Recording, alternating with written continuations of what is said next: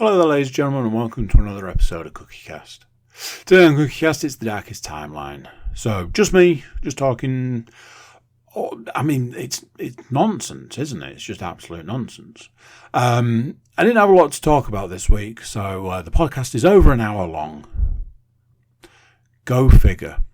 I am talking at the end of climbing, finally reaching the end of the journey. Disciplining your children. TV, movies, VR games, and there might even be some console games to talk about. Before we get started, please do consider like, share, subscribe and comment. Leave a review where you can leave a review. Big one, obviously, share the podcast around. If you listen on a regular basis and you enjoy it, maybe somebody you know might also enjoy it. So, give them the opportunity to find out for themselves. Right, let's get started. Here we go. This is CookieCast, the darkest timeline.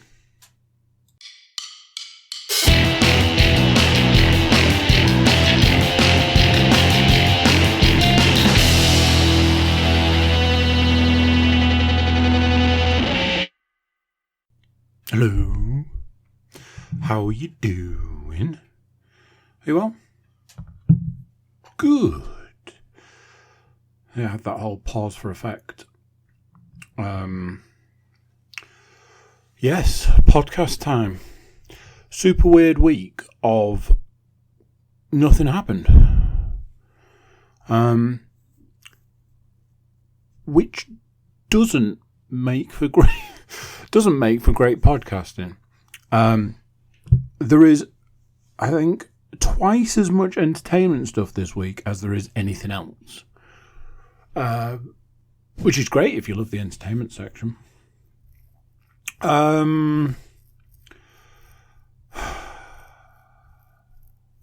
So, going back, let's call it a week. Let's say we've gone back a week, and I was saying about how I was feeling like I'd maybe come to the end of my climbing journey. I was talking about how ultimately I just wasn't able to do it.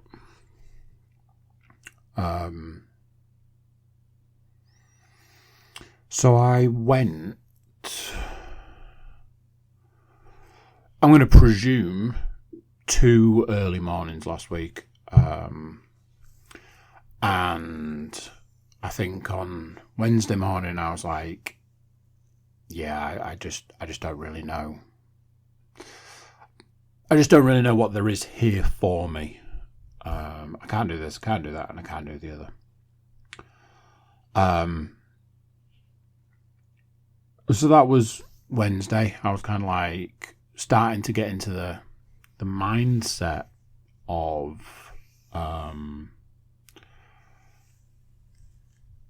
this is kind of the end. This is probably it for me. This is probably the end for me. I asking myself questions like, am I okay with that? Is that something, other people will carry on? My family members will carry on? Am I going to, for example, be able to take my younger daughters to go climbing and not do it myself?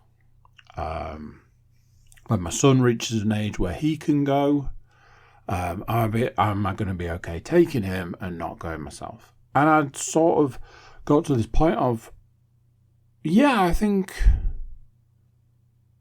I'm okay with that. I think I can do that. I can say, I tried it. I got so far. I reached my limit. That was it. It wasn't for me. And that was that. That was Wednesday. So I was like, okay. And I had a couple of conversations about it, and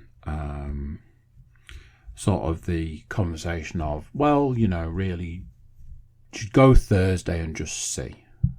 And I was like, yeah, okay, that's fine, but I kind of know where I'm at. I kind of know the outcome of this, sort of thing. So, Thursday morning, I got up and it all started wrong. I got up and I was in a mood. Not... because it'll sound like I'm saying I was in a bad mood, but I wasn't in it. I don't feel like I was in a bad mood. I was just in a mood. I didn't want to get up at 5:45 in the morning. I didn't want to get out of bed in the cold and the dark. And that all led towards that I didn't want to then have to do those things to go and do something that I just wasn't in the zone with anymore. I've often attributed climbing to golf. You can go one time, have a round of golf, and it's the best round of golf you've ever played in your life.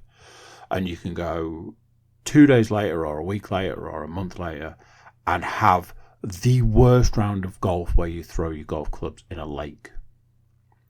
And then the next time you go, it's not as bad. Climbing is like that. You go, you're like, that was the best climb I've ever done. I achieved so much in that one session. I was only there an hour, all of that. And the next time you go, you're like, why am I even here? The difference at this point in time is, if you said to me, you've got nothing to do tomorrow, you've got no responsibilities, you've got no children, no work, no nothing, and you can go and play golf if you want, I'd be there in a heartbeat. I'd be there with bells on. So that seems to be where the distinction's coming in. This kind of, I would happily go and have a round of golf if I had nothing else to do. So I was in a mood. I get in the car, I drive to the place, I get there, I get out of the car, and I'm like, And Ed's like, how are you this morning? And I'm like, I am, I'm also standing on about 14,000 cables right now, which is hurting my foot. So, get your leg out of the fire.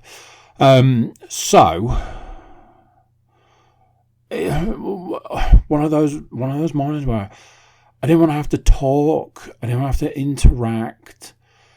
If somebody could have poured coffee into my face without me having to ask or do anything, that would have been real nice. Just not the best situation to be in. And now I'm saying this, I'm like, well, it was doomed to fail, wasn't it? Anyway. I knew it was all wrong. There was this thing I had to pay. And when on the Wednesday I was asked on the Wednesday I had to pay, and I was asked, did I want a month's membership or did I just want to pay for the day? And I was like, oh, that's a very strange question in a lot of ways. And then an hour later, I'm like, I really wish I'd just paid for the day, because I've paid for the month now and I'm really regretting it. So this was another thing on the Thursday. I was like, I begrudged having paid the money. So, go in, order a coffee, get changed. Now, I knew things were wrong, because one of the thoughts that was going through my head was, the longer it takes me to change my shoes, the less time I have to climb. That's not right, is it? So, I change my shoes. I go and start to warm up, to get stuff done. And so I probably started at 20 to 7. At 5 to 7, I was like, I'm going home. I'm done. I'm going home. At 5 past 7, I was like, I'm done with this. I don't need to be here. This is a waste of my time. This is a waste of money, resource, energy, sleep, everything that goes with it. 7:15, I was like, I'm going to have to go on the thing that I've been doing for the last couple of weeks, which I can't do, just like anything else. And I had a realization at one point that I was just stood in the middle of the room, just like, I'm not doing anything right now. So come 7:25, I was like, and I am done here. I'm off to wash my hands and get out of here, go home, get sorted and go to work. And that was that. And I went home and I said, that is me done. I was ready to come home at 5 to 7. I've been threatening for X amount of time, X number of days, X whatever, that I'm going to give up. And this is me done now.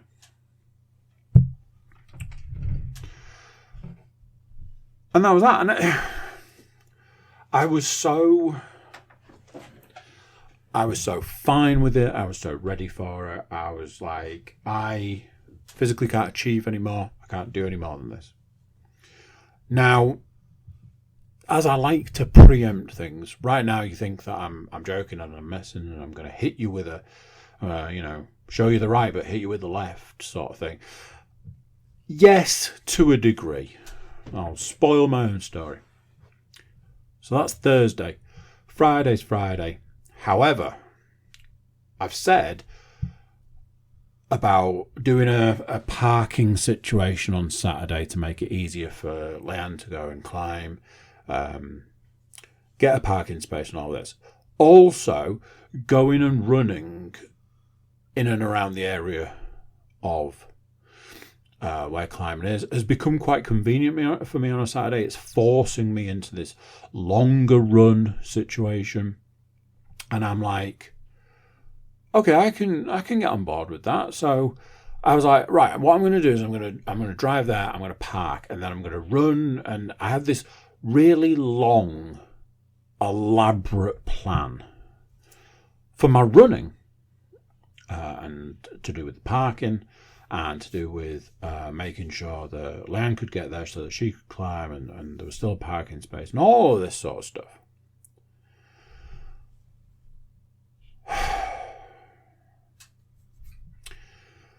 Then the part of me that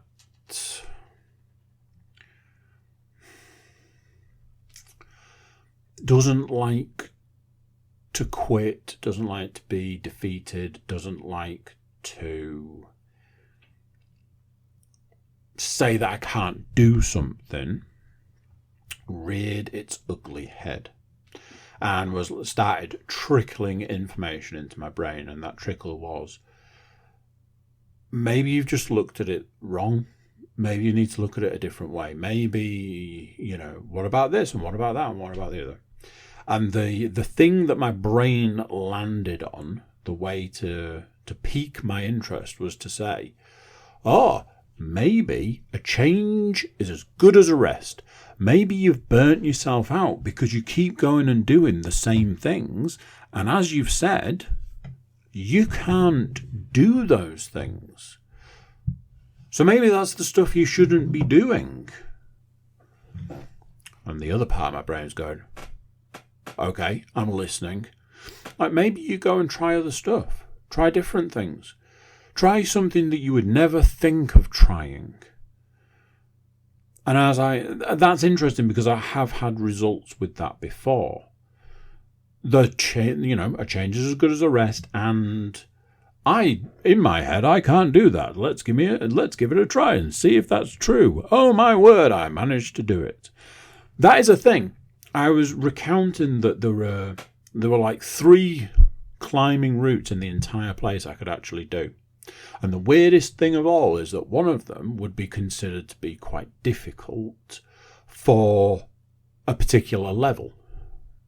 If there was, let's say there's 20 of that colour, it's further to the higher end of the scale than the lower end of the scale.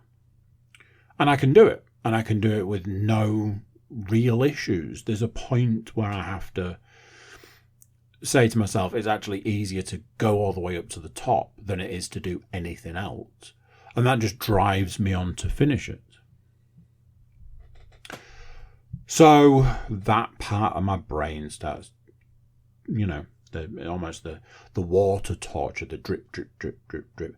Maybe it's this and maybe it's that. Maybe you should try this. Maybe you should try the other. But, oh, what about this? And you've paid for it now. And, what's the point in having the shoes? And, bearing in mind that I've found a hole in my shoe. Anyway, different story. So, no real surprise at this point in time. Come Saturday morning, I find myself driving and parking up at Climbing and going for a run. And when I get back, I may have just so happened to have taken my bag with me that's got my climbing shoes in. And that was that. So I went in and I was like, right, I'm setting myself this task. And the task is this. I am not allowed to touch anything that I would normally climb. If it's a climb that I would come in and warm up on, it's out of bounds. If it's a climb that I come in and work on, it's out of bounds. If it's a climb that I come in and try, like the big project one that I've been trying and working on, it's out of bounds. Anything else in any way, shape, form is fair game. But if it's something that I do regularly or something that I've done before, I'm not allowed to touch it. And there was a couple of points in time where I nearly tripped myself up. I nearly sort of better the devil you know, etc., etc. However,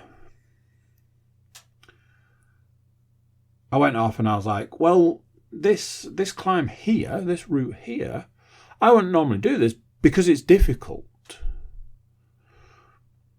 So maybe that's the place to start. So I started and I was like, here we go. I'm going to do this bit and I'll do that bit and do the other bit. And I got halfway and I went, because of its difficulty, you can't hang around either. So I had to commit to dropping off.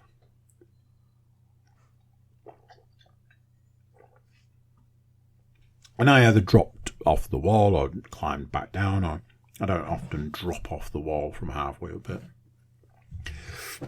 So then I set myself the task of, okay, got so far, reevaluate and do another bit. Which is what I did. I reevaluated, climbed back up, almost straight off, managed to get a little bit further. Then realised that my feet had been in the wrong place while I was up there. And ultimately, chipping away at the one I was doing, I managed to actually finish it. And I went, okay, well, this is something that I consider to be difficult. And I have not really tried it, not really spent any time with it, and have completed it at this point. That's interesting. There'd been a route that I'd looked at a while back and then not gone back to it because it was quite simple. I knew I couldn't do it. I'd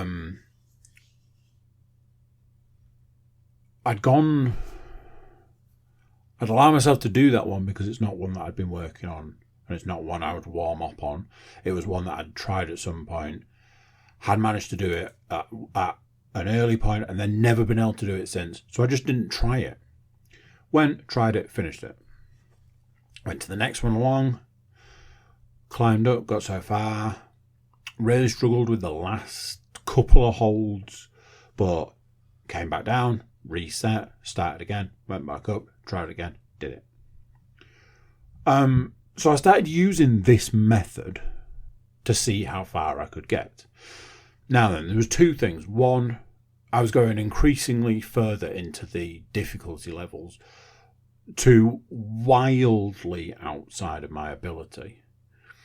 When the wall's leaning back, I think one of the walls is like a 45-degree angle. And I'm like, let's give this a go. No surprises. Didn't get very far on that one. The next one over is like a 35 or a 25 or something. Got slightly further, but not much. What then happened, and this was where things started to go wrong to a degree, and that was I started running out of things very quickly, because I have X number of routes that I warm up on, I have X number of routes that I'm trying and working on, I have X number of routes that are in a different colour and a different difficulty, and I'm trying those and working on those. All of that was out of bounds, so I could only climb stuff that I've either never done before, not really tried before, tried and failed at, or anything in between, things that are a different level, that sort of thing. Because I started running out of stuff, that's when I started going, oh, well, maybe I can just go and try that one. And I was like, no, that's one that, do regularly. Another issue that cropped up was new stuff gets set on a Friday, so that's why Saturday morning is very I don't know what to call it, if I'm honest. Exciting for some, apprehensive for others, I think I would go with, because the people that I go with on a Saturday morning, it's exciting for them. New stuff. For me, I'm like, that's scary at the end of the day. So I was like, oh, why don't you try this new one? I'm like, I'm good, thanks. Because there's 20 people stood around it. Oh. Well, why don't you try this new one? No, I'm good, thanks. Oh, well, why don't you try it now? It's quiet. Well, yeah, now there's only 10 people stood around it. And 3 people sat down, and every single eye in the place is on that new stuff. Not really, but that's what I think. Oh, well, what about this? Why don't you try this? No, I'm good, thanks. Obviously, from those two different perspectives, one of those two people is going to get annoyed quite quickly. So, very quickly into this, there was an element of frustration. And my point is, I've got X number of mornings where all these people aren't going to be there, and I can just try stuff at my own leisure. And the other side of the fence is, it's new. You should want to try it now. So, there was that. Unfortunately for me, what happened was I reached that point where I went, well, I've done this. I am working on this, but basically I've now run out of stuff to do. And unfortunately, that does bring me back to, I don't want to do this anymore. Not as drastic as Wednesday, Thursday, but as I am done for the day. And I ended up just waiting for a text message to say, oh, I'm on my way, or I'll be there soon, or I'm outside, so that I could literally just leave. And going back to what I was saying about the enjoyment or excitement, there was a time when that was a thing. There was a time where that was genuinely how I felt about it. I was like, oh, new stuff, or, oh, I get to get up early and go and climb. And, oh, going to get down to climbing on Saturday and da-da-da-da-da. That feels like a really long time ago at this point in time. And it probably wasn't. It was probably a few weeks. I can't say what's happened. I can't say what the breaking point was. I know I've had a series of points of time where I've been like, oh, this thing happened to me, and it's knocked my confidence, or it's knocked how I feel about life in general, or, oh, I had a fall, or those sorts of things are understandable, I feel. I think people would agree with that. it's the when you don't know what's happened and you don't know why you feel the way you do, that is surely when things are just weirder. I was going to say more weird, weirder than when you know. So yeah.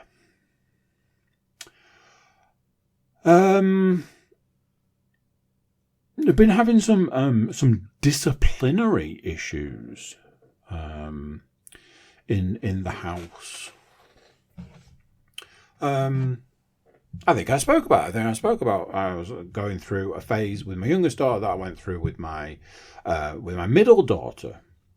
It's the lying phase. And I truly believed at that time that it was a phase. I was like, I remember this, you have to really sort of hammer home how lying's bad, and if you keep doing it, things just get worse. And I had yet another example of this. Now, admittedly, I feel it was a more tame example.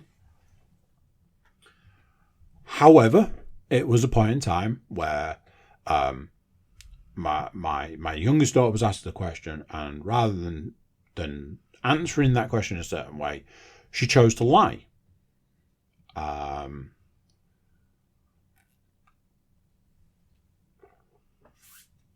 And this was the point where I said to her, okay, how do you know that information?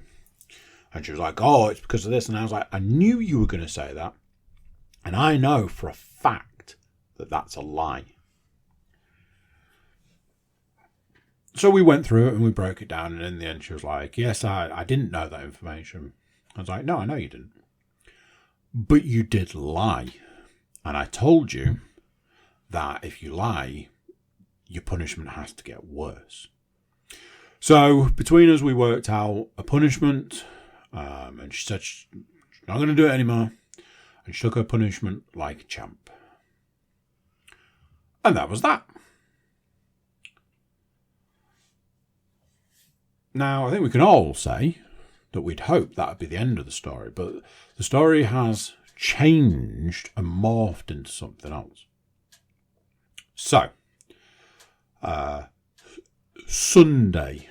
Now, Sundays I feel should have certain activities, or there are certain activities that feel very much like a Sunday. To me, watching a movie on a Sunday afternoon is like a family activity, because that's what we used to do as a family. Sunday afternoon, there'd be something on TV that you could all sit around and watch. Big bar of dairy milk kind of situation, and away you go. So that to me feels like a Sunday afternoon activity. And in my house nowadays, that is often what we will be found doing on a Sunday afternoon. Just one of those things. Less chocolate, more not chocolate. But there are other things you can do on a Sunday, activities. I take the dog for a long walk, or, when it's all of us, we do like some sort of activity, go swimming, or, go to the cinema, and, Sunday activities. Well, this Sunday, I decided to take the younger two out. My youngest daughter was going to go on a bike, because she's had the bike for a year, and I think she's used it a handful of times. And I'm like, get on your bike.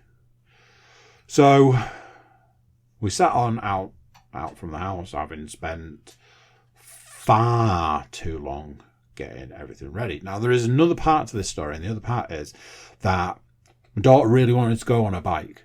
Really, really wanted to go on a bike. However, there was an issue. Her bike needs some air putting in the tyres.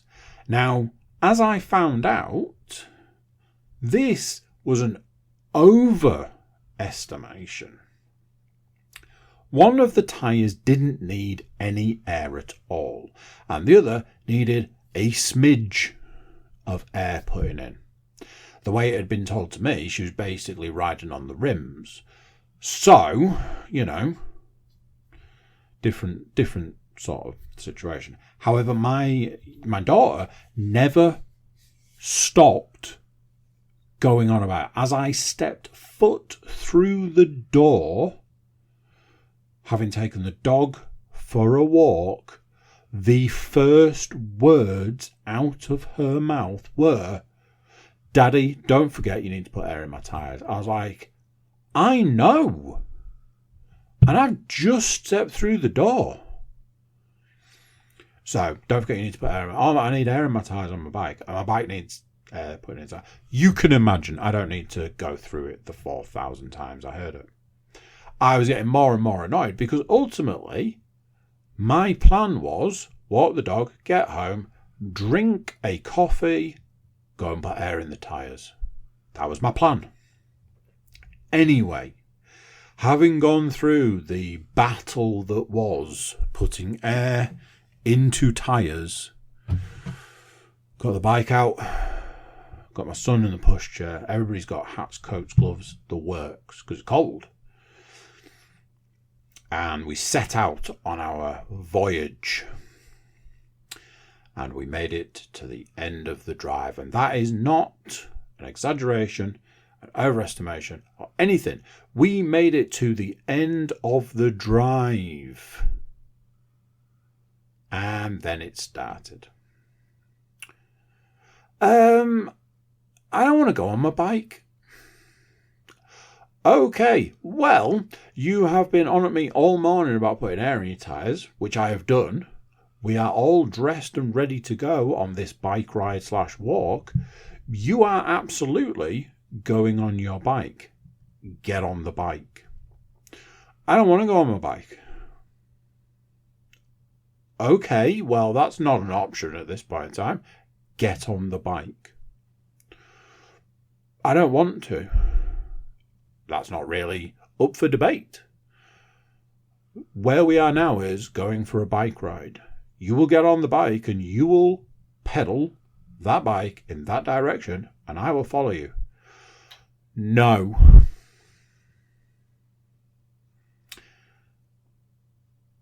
Now this was the point where I realised I don't know how to deal with this. So I take a moment, I take a breath, and I go, how am I going to deal with this? Okay, well, now we have to start with the threats. Okay, threat number 1 is, right, well, I'll give your bike to a child in need, a child that deserves that bike. I'm going to give another child your bike. And her response was, I think that's a good idea. Okay. I'll just go on my scooter. Well, no, because if I'm getting rid of your bike, I might as well get rid of your scooter while I'm at it. Oh, okay then. Another deep breath. Reevaluate. I'm going to sell your bike. Okay, we can use the money to buy. So I'm like, a couple of these is me exaggerating, but there was the point in time where I was like, I'm going to phone Grandad, and I'm going to tell Grandad, that you don't want to use the bike he bought you, and he will be sad. Oh, if you ring Grandad, I'll be able to speak to him. I was like, this is not going how it's supposed to. I was like, right, okay. And I was like, I need to kick this puppy up a notch. I was like, I'm going to get rid of your bike. I'm going to get rid of your scooter. I'm going to make you sit on the naughty step. And while you sat on the naughty step, for the rest of the day, I'm going to bring you a box and you are going to put all of your toys in that box. And when that box is full, I will bring you another box and you will put all of your other toys in that box until all the toys are gone, and I'll put all of those boxes outside with all of your toys in, with your bike, your scooter, any other mode of transport that you own, and the charity shop will come and collect them, and then you'll have nothing. Okay then. Get on the bike. No. This interaction lasted for 20 minutes. I escalated this to, I think at one point she didn't own anything anymore. She wasn't going to go anywhere anymore, and she was going to live, breathe, sleep, and assimilate the naughty step. And this was the point in time where I went, this is why our parents beat us. This is why we got beaten as children. Because that's the next step. That's the next step in the process. The next step in the process is, do you want to smack?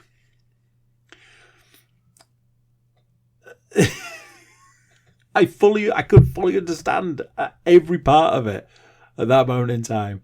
I could see everything laid out in front of me. So I went, what, as parents, do we have nowadays, as an actual deterrent, threat, tool? If your child says no,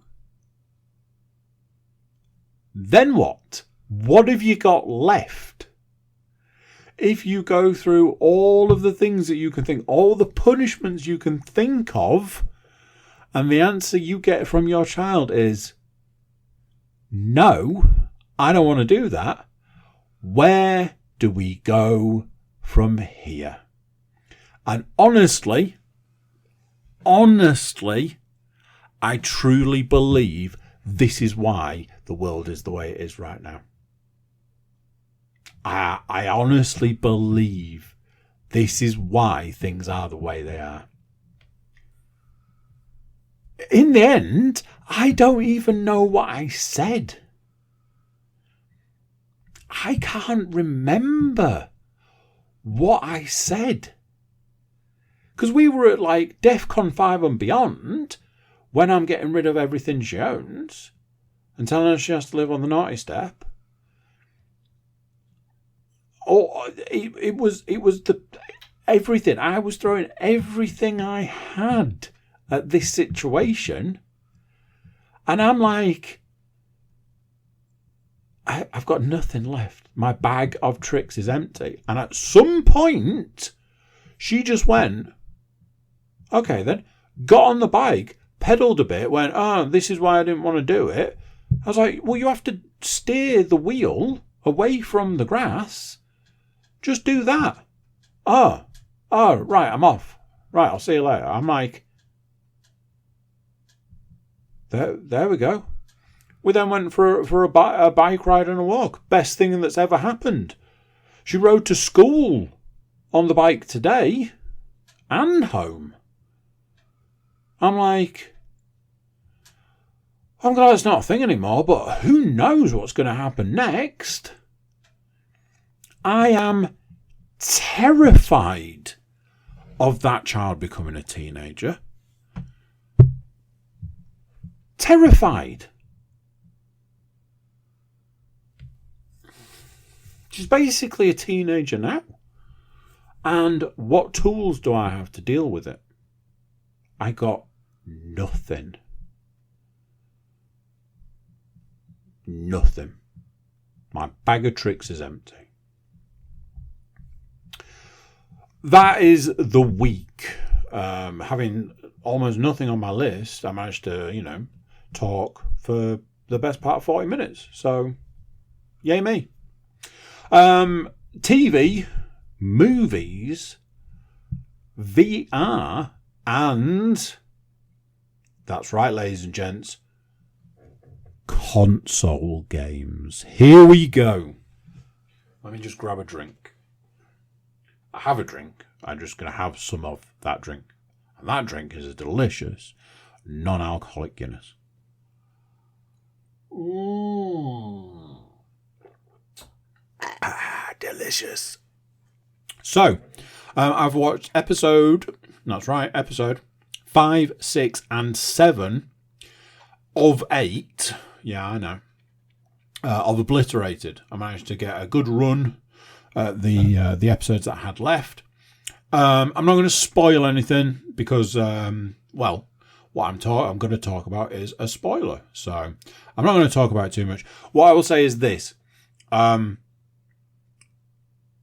There's a twist. I don't think that's a spoiler. Might be a spoiler. There is a twist. And I worked the twist out before they revealed the twist. And it kind of ruined things for me. Because that's all I could focus on at that point. I was like, that's blatantly obvious now. The other thing I will say is, as a show, I'll get this out straight away. I really like this show. I really enjoyed it. I think it's a great concept. One of those, can't imagine that they're going to do another series because it's Netflix and Netflix love to do stuff that people enjoy and then just not continue them or cancel them or whatever it is you do with a streaming service. But what I will say is this. I enjoy it. I really enjoy it. It's a great concept. There is a CG like goblin in it, and that CG goblin is voiced by Jason Mantzoukas. And honestly, I am starting to believe that Jason Mantzoukas might be one of the greatest. Just man-made creations, I think, is probably the best way to put it. I listened to a podcast that he's on. And anytime he does a voice in something, he elevates it. Anytime he's been in anything, he is fantastic in The League, Brooklyn Nine-Nine. Anytime he's in anything, it's just like, this is instantly better. He's like an American Matthew Berry. This entire show has decided its formula is everything's a coincidence. Everything is, isn't it? No, not coincidence, convenient. Everything that happens through convenience. It almost feels like it's a show that was written as they were filming it. And they were then doing that. We are now faced with this problem from a writing standpoint. What is our solution? There is an episode, and again, not a spoiler, but this is part of the episode. There is an episode where they managed to work something out purely because one of the characters happens to look across a diner and see a man wearing a watch that he knows is not his watch. It's the bad guy's watch. There is no relevance or reference or anything to him being able to know that before that moment in time. Moment in time. See what I did there? Every single thing is, here's a problem, here's a solution. But it's like not organic. There are times you're like, well, that's convenient, isn't it?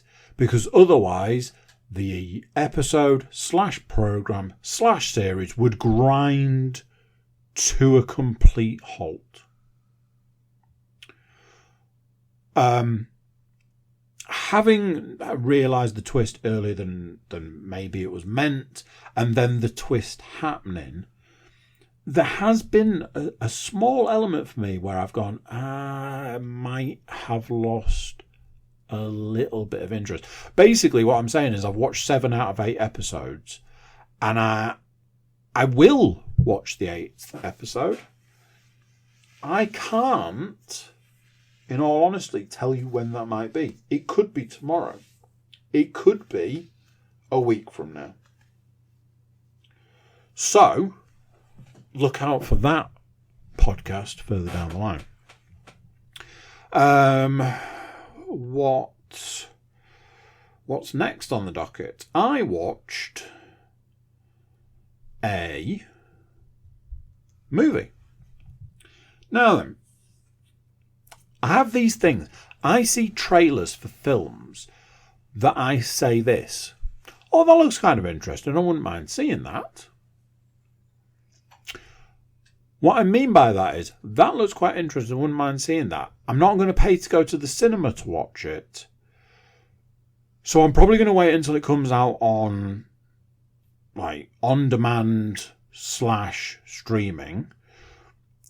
But I'm not going to pay, you know, when it goes on to, like, streaming and it's like, you can buy this film for £20. And it's like, I'm not going to pay 20 quid to see it, because otherwise I'd just go to the cinema.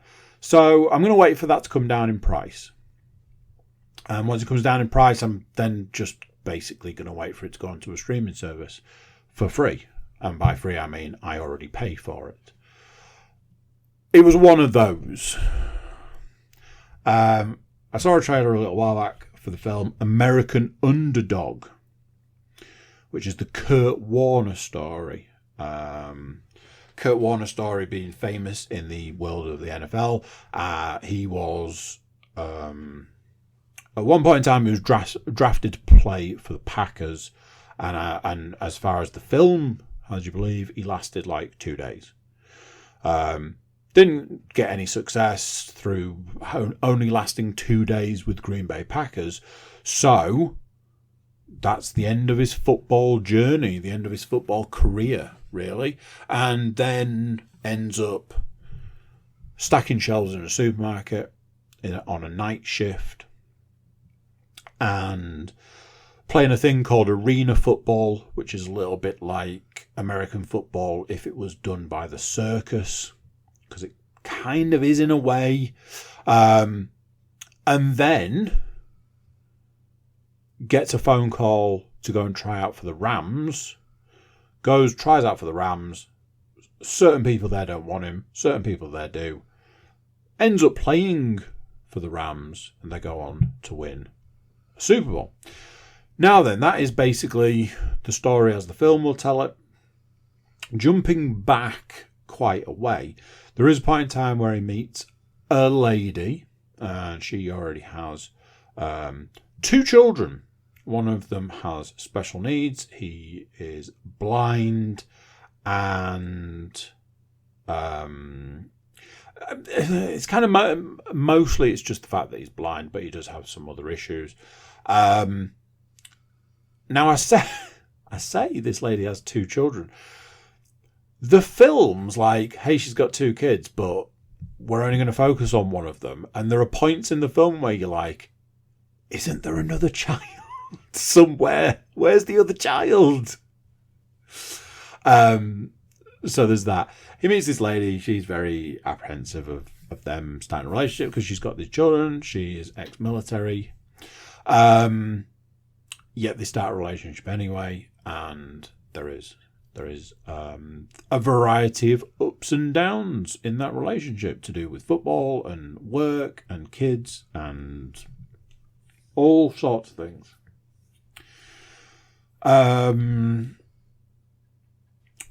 Kurt Warner is played by oh dear, Zachary Levi of Shazam fame. Seemed to be very suited for the role. Did very well in the role.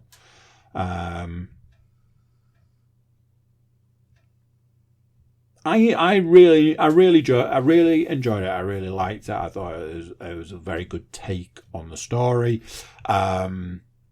It was worth my time. It was worth a watch. One of those that I would watch again in given a certain situation. One of those where I would say this. There were a couple of points where I was like, it would be nice if this film was a little bit more about the football and a little bit less about the relationship between Kurt Warner and his wife. just because in a lot of ways they cram a lot of the football in at the end, the actual football when he's actually playing for the Rams. They cram a lot of that in at the end, whereas they had a lot of time that they could have put. They could have put more football in and less relationship stuff, I think is what I felt.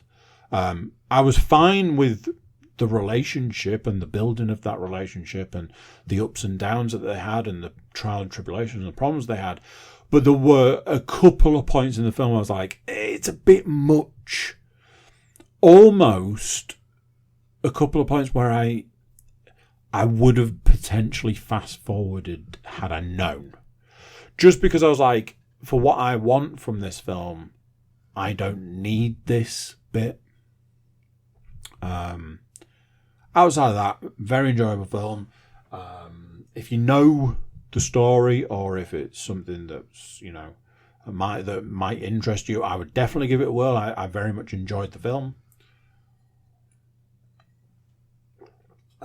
Even it's one of those, there are aspects that it transcends just the sports side of things. So even if you're not interested in the player or the sport, there might be something else in there for you. It was a very good film. It was very well done. I believe I watched it on Netflix, I think. Yeah, I enjoyed it. 2 or 3 or 4, apparently. 4 VR games. Couple of quick ones, couple of not so quick. Do we remember the Sniper Elite VR saga? Well, I don't think I mentioned at the time. May have not. Around about the time I bought Sniper Elite VR, I also bought what in some ways seemed like a bit of a DLC, but it was a completely standalone game. Sniper Elite VR Winter, I think it's just called. It's set in the winter and it's played a lot in the snow.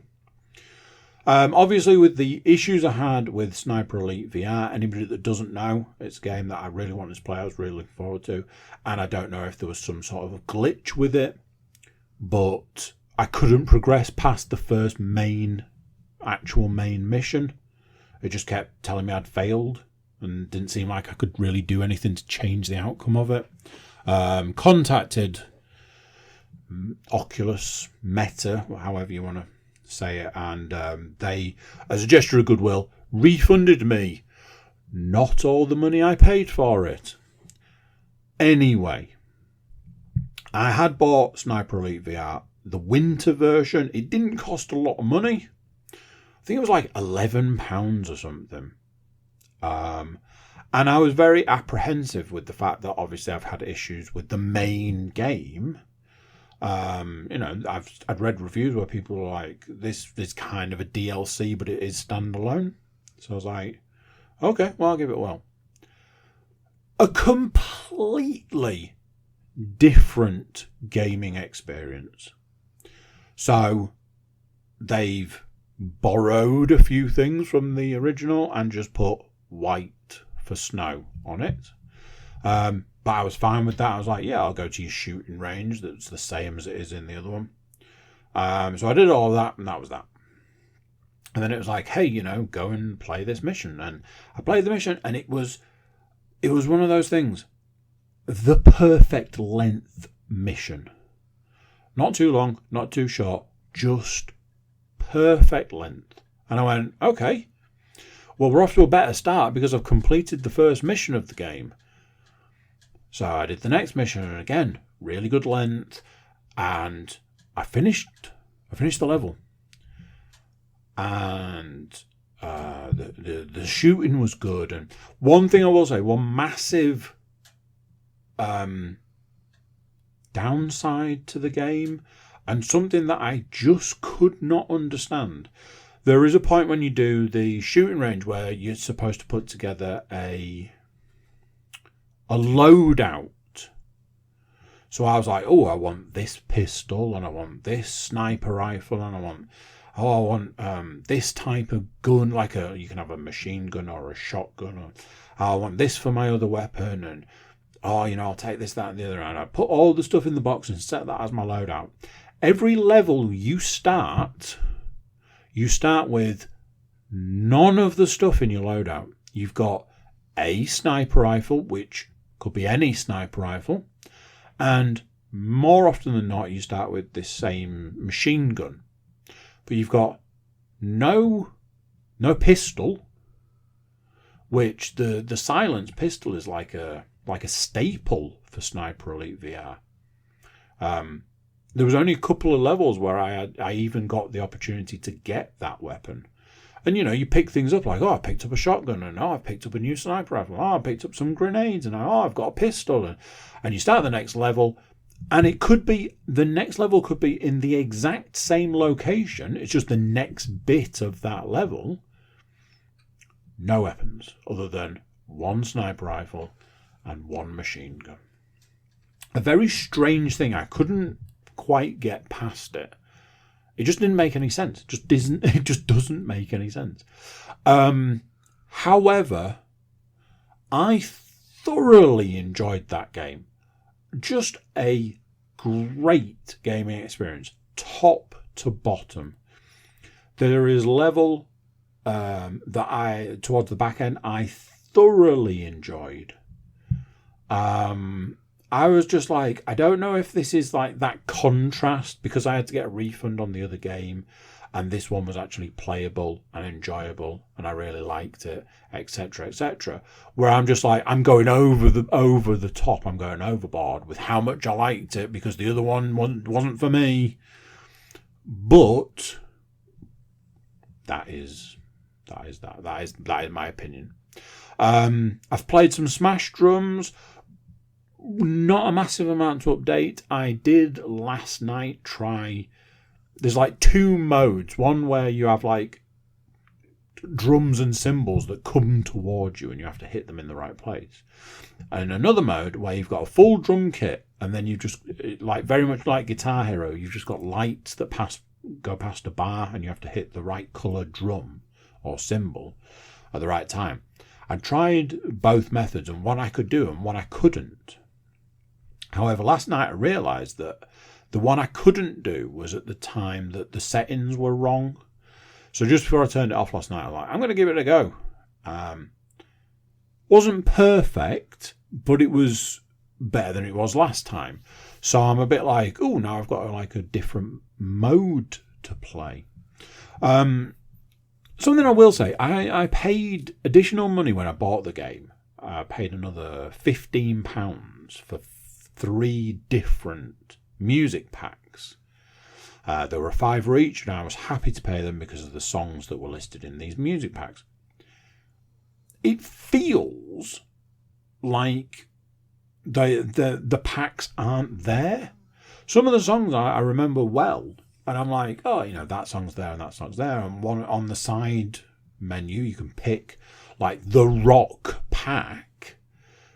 But I bought 3 packs, and it feels like they're missing in some way. I need to go back and look at the track list just to make sure that all the songs are there.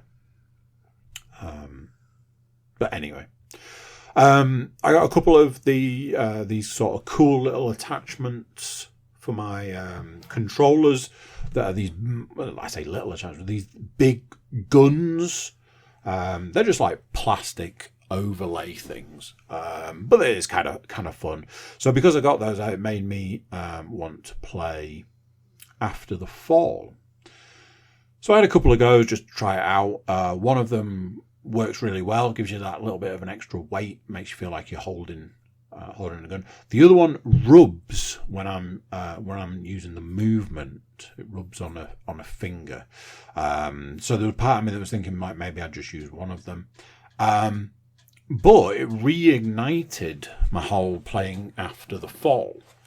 So I was like, look, the whole me not being able to unlock other weapons thing is just ridiculous at this point. I'm going to Google it again and see what I can find out. And that's what I did. I Googled it again. And after many, many different search, like going into different pages and things, I found something that said you have to play on harder difficulties to unlock more weapons. And I was like, that actually makes a lot of sense. Went back to the game and I looked at it and it was like, if you play on this difficulty, the best you can hope for is a blue level unlock. But if you play on the next level up, you can have a purple level unlock. And I was like, why did I never see this before? So I'm like, well, now we know what we need to do. Started playing on a level that I knew I could complete. And away we go. And I was playing and doing quite well in some respects and terribly in other. Got so far and got killed by a boss. And that was the end of that, because the boss then systematically killed all the rest of my team. And that was that. I went, well, that's annoying. And I turned it off. And then the next day I tried it again. And I got the exact same result. And I went, well, that's annoying. So I tried a different level, one I knew that I could do. And I got killed by a boss. And I went, that's annoying. Because every time you die, you lose everything you've collected apart from a minimal amount of the currency. So I realised that at that point that I was just wasting time. So I was like, it's probably no real point playing at this point in time. Ultimately, I am desperate to get someone to play with who might be able to help me to play better, to have a better chance. But I don't have any friends. I played some, because I was struggling playing After the Fall, I moved on to a different game and I played some more Assassin's Creed VR. When I'd played it originally, I was a bit like, do I like this game? I wasn't sure if I could answer that question. There was a few things that it does as a game that I'm like, why have you chosen to do that? Like some of the mechanics, some of the terrible Assassin's Creed mechanics that they could have easily just not bothered with. Yet they did. And I'm like, why? So I was a bit sort of umming and ahhing, and that is ultimately why I haven't gone back to it until now. But I did go back to it, and I was playing more. And I actually found that I was really enjoying it. It's a game that seems to say, we've given you the option to use some of the terrible Assassin's Creed mechanics. If you don't want to or are unable to, we will provide you with an alternative in pretty much all instances. And I'm kind of like, I like that. I like that you've done that. I like that you've accepted that people might not be able to do some of the ridiculous nonsense you want them to do. So you've said, well, just do this instead. And you've made it easy to know what that is. Like, can I jump and swing on the pole? No. Can I climb up a wall? Yeah, I can do that. Managed to get through the three main characters' first plays through. Not finished the game sort of thing, but I've done like 3 or 6 missions with each of the characters, Ezio, Cassandra, and Connor. Finished Connor last night and it told me I was going to go back to playing as Ezio, but I kind of had an idea that it was probably bedtime, and when I checked, it was. So I turned off and that was that. Definitely going to be one to go back to. And finally, what might come as a surprise to some people, I have played a PlayStation 5 game.